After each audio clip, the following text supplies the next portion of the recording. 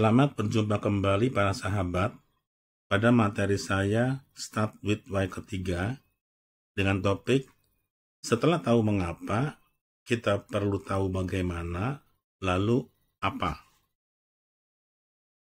Saya akan mengulang kembali ringkasan materi Start with Why yang saya buat sebelumnya. Pada Start with Why yang pertama, Sinek berpendapat bahwa banyak perusahaan-perusahaan yang berfokus hanya kepada what dan how tanpa menjelaskan why-nya. What adalah produk dan jasa yang mereka jual, sedangkan how adalah faktor pembeda atau differentiating value proposition berupa manfaat dan kelebihan produk yang mereka tawarkan agar pelanggan memilih produk mereka ketimbang produk dari kompetitor.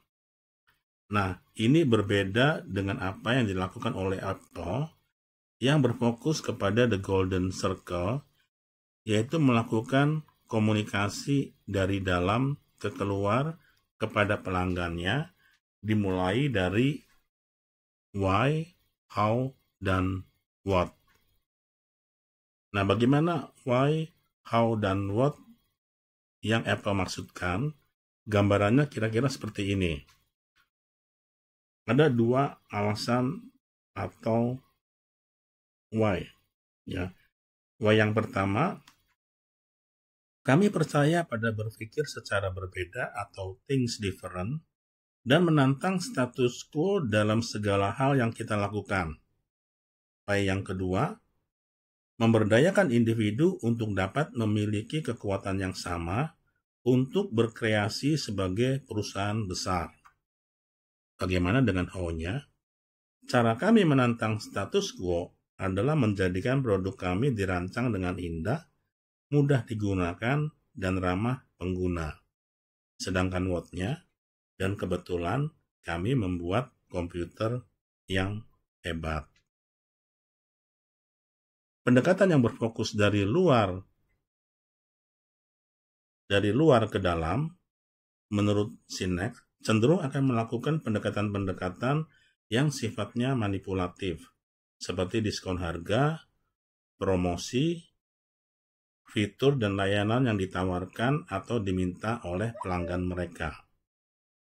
Pendekatan dari dalam ke keluar bersifat inspirasional, membangun rasa kepemilikan, kepercayaan, loyalitas pelanggan dengan menjadikan purpose atau tujuan atau belief perusahaan menjadi tujuan, purpose, atau belief mereka juga. Pelanggan diyakinkan bahwa apa yang sedang diperjuangkan oleh Apple juga menjadi perjuangan mereka. Jadi perusahaan tidak perlu menggunakan pendekatan manipulatif yang dalam jangka panjang sebenarnya akan mengurangi profitabilitas. Selanjutnya, Simon Sinek memberikan studi kasus mengenai perusahaan-perusahaan yang pernah kehilangan why-nya untuk menunjukkan seberapa penting faktor why dalam pandangan Sinek. Para sahabat dapat melihat pada materi Start with Why yang pertama dengan kasus Volkswagen dan Walmart. Kemudian, ringkasan dari Start with Why yang kedua, Sinek berpendapat bahwa ternyata lingkaran emas itu berakar kuat pada sifat atau biologi kita dan mencerminkan cara kerja otak kita. Jadi, why dan how ini selaras dengan limbic brain, di mana limbic brain ini bertanggung jawab atas perasaan, yaitu kepercayaan, kesetiaan, perilaku, dan pengambilan keputusan. Sedangkan what ini selaras dengan neokorteks. Ia bertanggung jawab atas semua pemikiran dan bahasa rasional atau analitis kita. Ini memungkinkan kita untuk melihat banyak fakta dan angka, namun tidak mendorong perilaku. Tidak seperti neokorteks, sistem limbik tidak memiliki kemampuan untuk berbahasa. Nah, dari sinilah firasat atau naluri berasal, dan keputusan yang diambil berdasarkan firasat atau naluri sulit untuk dijelaskan. Jadi meskipun pelanggan menginginkan produk dengan fitur khusus, yaitu what dan how, dorongan mengapa lebih kuat daripada dorongan apa, karena sudah terbangun rasa trust dan loyalitas. Ini adalah summary dari materi saya Start with Why yang kedua. Ya, para sahabat dapat melihat untuk secara lebih detailnya. Sekarang kita masuk ke topik utama, yaitu setelah tahu mengapa, kita perlu tahu bagaimana, lalu apa. Menurut Sinek, energi memotivasi, tetapi karisma menginspirasi. Simon Sinek mencontohkan Steve Ballmer dan Bill Gates. Steve Ballmer sangat energik dan energinya nyaris melegenda. Ketika dia berbicara, orang-orang bersemangat, tetapi itu cenderung menghilang dengan cepat. Bill Gates, meskipun pemalu dan canggung, dia adalah seorang yang karismatik. Saat ia berbicara, orang mendengarkan dengan napas tertahan. Mereka menyerap apa yang dia katakan dan membawa kata-katanya selama berminggu-minggu, berbulan-bulan, atau bahkan bertahun-tahun. Yang menginspirasi kita adalah keyakinan dia untuk menemukan cara guna memastikan setiap orang bisa hidup dan bekerja dengan sepenuh potensinya. Kepada inspirasi inilah dan optimismenya lah kita tertarik. Karisma tidak ada hubungannya dengan energi. Energi dapat menyemangati, tetapi hanya karisma yang dapat menginspirasi. Nah, lingkaran emas juga memberikan pemahaman tentang bagaimana suatu organisasi dikelola. Duduk di puncak sistem mewakili Y, biasanya itu adalah CEO. Tingkatan berikutnya, yaitu How, berisi para eksekutif senior yang terinspirasi dan mengetahui bagaimana cara menghidupkan Y tersebut. Di tingkatan What, berisi sebagian besar karyawan dan semua hal yang kasat mata itu terjadi. Jadi di balik setiap tipe pemimpin mengapa, ada tipe pemimpin bagaimana yang menghidupkan mengapa. Tipe mengapa, yaitu para CEO, adalah para visioner dengan imajinasi yang terlalu aktif. Mereka cenderung optimis yang percaya bahwa semua yang dapat mereka bayangkan dapat dicapai. Dan mereka cenderung berfokus pada hal-hal yang tidak dapat dilihat kebanyakan orang, seperti masa depan. Sebaliknya, tipe bagaimana lebih praktis dan lebih realistis, dan cenderung berfokus pada hal-hal yang dapat dilihat kebanyakan orang, dan cenderung lebih pandai membangun struktur dan proses, serta menyelesaikan segalanya. Menariknya, menurut Simon Sinek, bahwa tipe bagaimana bisa sangat sukses, tetapi jarang membangun bisnis bernilai miliaran dolar atau mengubah dunia. Jadi sementara tipe bagaimana tidak selalu membutuhkan tipe mengapa untuk berhasil, maka tipe mengapa selalu membutuhkan tipe bagaimana atau mereka akan berakhir sebagai visioner yang kelaparan. Nah, agar suatu Y memiliki daya untuk menggerakkan orang-orang, ia bukan hanya harus jelas, tetapi juga harus dilantangkan dengan suara yang cukup keras. Bukanlah kebetulan bahwa lingkaran emas adalah sebuah kerucut, sebuah megafon. Ya, ini seperti gambar megafon.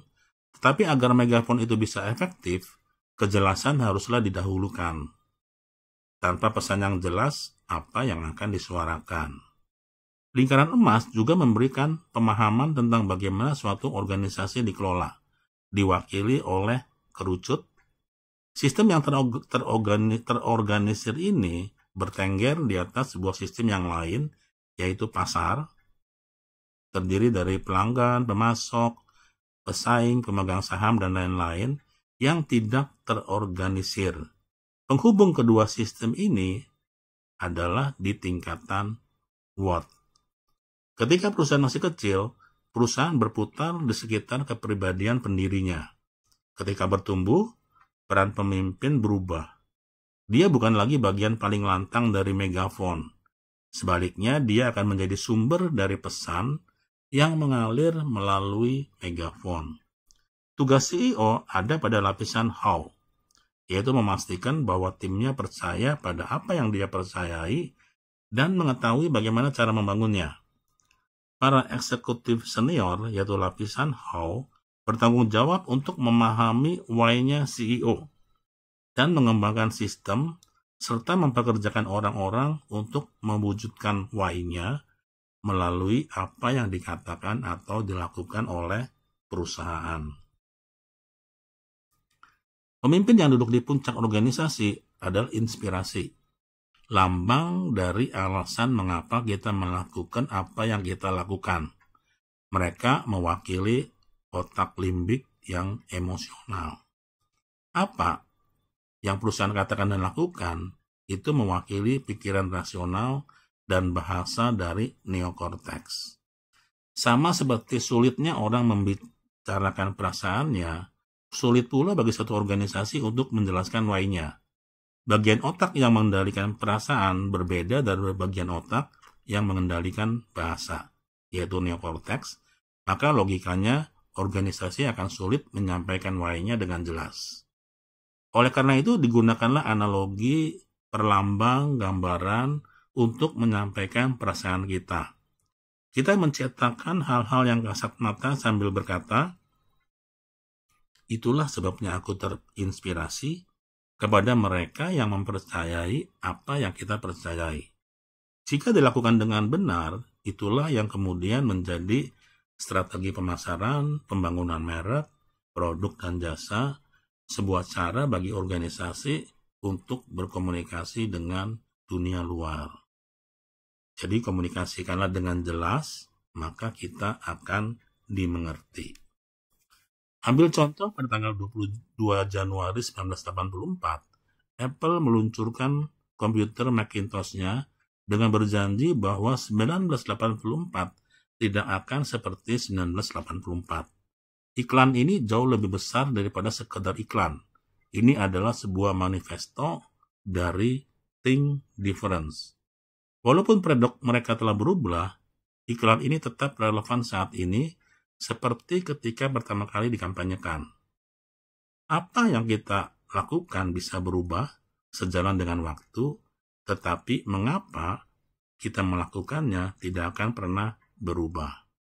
Semua iklan dan komunikasi Apple, produk kemitraan, kemasan, desain toko Apple, semuanya adalah apa dari mengapanya Apple. Jadi mengapa mendahului jalan keluar kreatif ke dalam iklan. Jadi komunikasikanlah dengan jelas, maka kita akan dimengerti. Nah, salah seorang teman saya berpendapat bahwa buku Start With Why sepertinya merupakan buku mengenai strategi marketing dengan menggunakan pendekatan psikologi, atau kita sebut sebagai psikologi pemasaran. Dan saya setuju dengan pendapat teman saya ini. Demikian para sahabat, saya akhiri topik Start With Why. Terima kasih, sampai jumpa pada materi berikutnya.